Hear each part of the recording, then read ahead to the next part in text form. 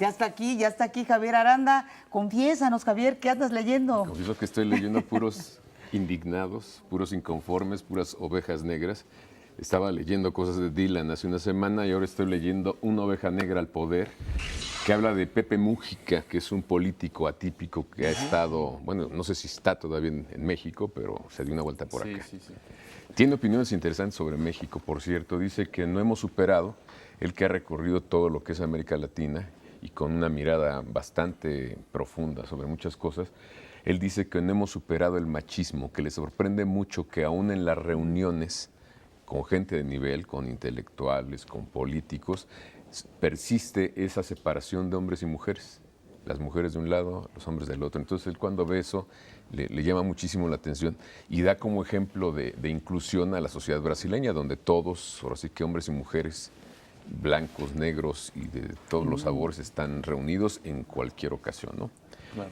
Este libro lo hace Andrés Danza y Ernesto Bulbovitz a partir de muchas conversaciones que tienen con Pepe Mujica, que fue presidente de Uruguay y que marcó muchas cosas que llamaron la atención sobre este país, ¿no?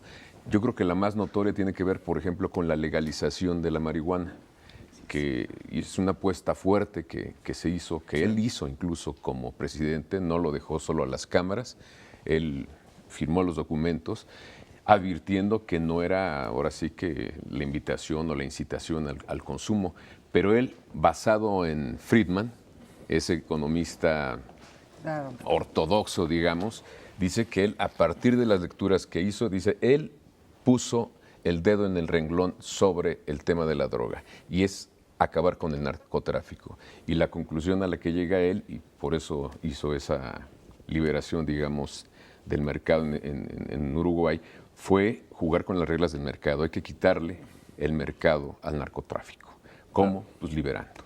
Así se va desmontando toda esa industria que además él nos recuerda que cumple con lo clásico de cualquier economía liberal, pero fuerte, ¿no? Claro. A mayor riesgo, mayor ganancia, y por eso las ganancias son tan fuertes en este rubro. Nos acerca a este personaje desde muchos ángulos. Es una mirada típica. Ustedes saben que fue guerrillero del movimiento Tupamaro. Nos cuenta las historias tristes, pero hay algo que me llama la atención y es que ve la política como una oportunidad para la vida. La vida está no en el pasado, nos dice, sino la vida está en el futuro.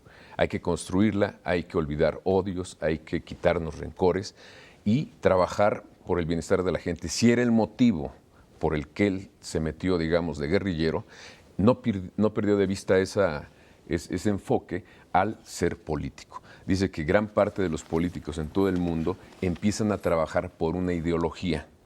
Y dice, yo no voy a poner en riesgo el bienestar de las personas, de la gente común, por una ideología, así sea la mía.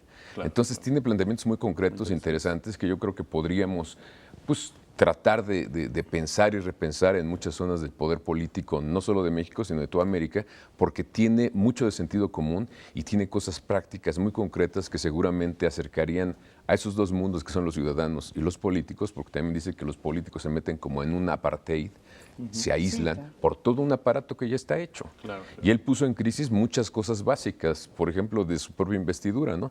Un día fue a Suecia y llevaba un bultito en la mano, una cajita.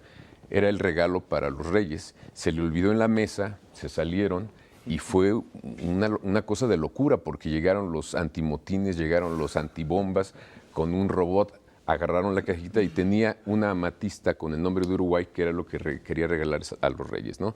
Entonces se salió de todos los protocolos y eso te pinta a un personaje muy interesante. ¿Y toca su vida personal, su historia, su trayectoria como político o únicamente centra este libro su postura política, su postura ideológica? No, nos acerca, ahí en el caso de él, dice que es el primer, dice, si alguna estatua me deben poner es porque soy un político que dice lo que piensa, lo que vive. Dice, no hay simulación. Sobre todo su gran pensamiento, porque, digo, nos da esperanza, hay que leerlo, nos da esperanza de saber que efectivamente, sobre todo quien aspire a gobernar, sí puede trabajar por el pueblo, ¿por qué no? Hay ejemplos como él, muy claros, de que efectivamente se puede tener un ideal y al momento de conquistar el poder, servir a la gente, ¿no? No, el punto básico es eso, servir Claro, a la por gente. supuesto. Y también cuenta cosas de la vida cotidiana. Por ejemplo, otra cosa que me llamó la atención es que la gente que se va acercando un día, porque recibía en su casa a las personas que lo buscaban en su casa normal, Sí, claro.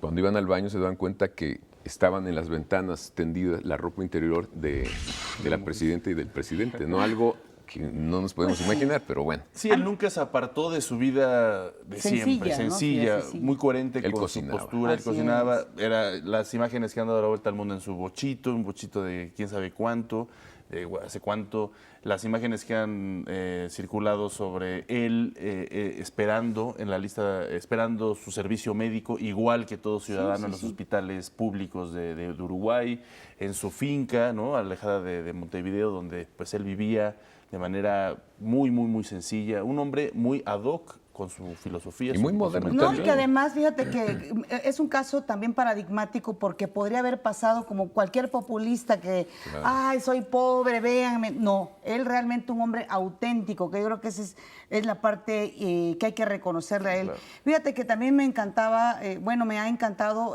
su crítica al consumismo.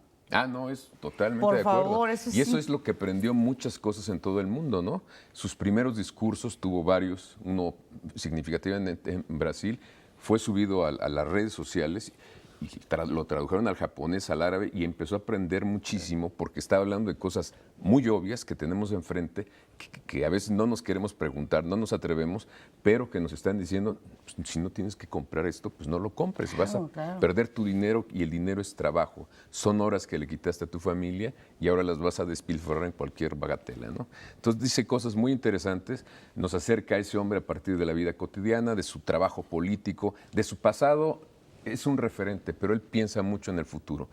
Ya les dije, la vida para él es el futuro. El pasado está bien, hay que conocerlo, pero siempre hay que construir. Claro. Y me sorprende porque nosotros en general tenemos como muchas anclas que estamos buscando en el pasado y buscamos tendencias y todo, y seguimos atrapados en el pasado. Él es un hombre que las padeció todas, estuvo creo 13 o 15 años en la cárcel y siempre estuvo viendo hacia el futuro, aprovechando todas las ideas, todos los trabajos para construir, Claro. Un líder, un estadista, un humanista, ¿no? A nivel mundial, que justamente siempre es muy crítico tanto con la izquierda como con la derecha, con la postura económica, la globalización.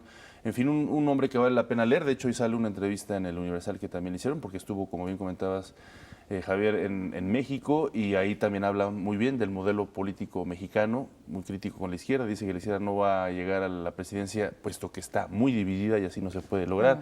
Habla también del PRI, habla también de cómo las personas, justamente, si alguien ambiciona llegar al poder y su objetivo es tener dinero, eso jamás lo va a...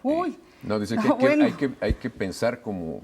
Vivir como se piensa. Ojalá que muchos lo lean, muchos, porque si no, si es al revés, van a pensar como se vive. Exactamente. En la clase política. El famoso medio, ¿no? En fin.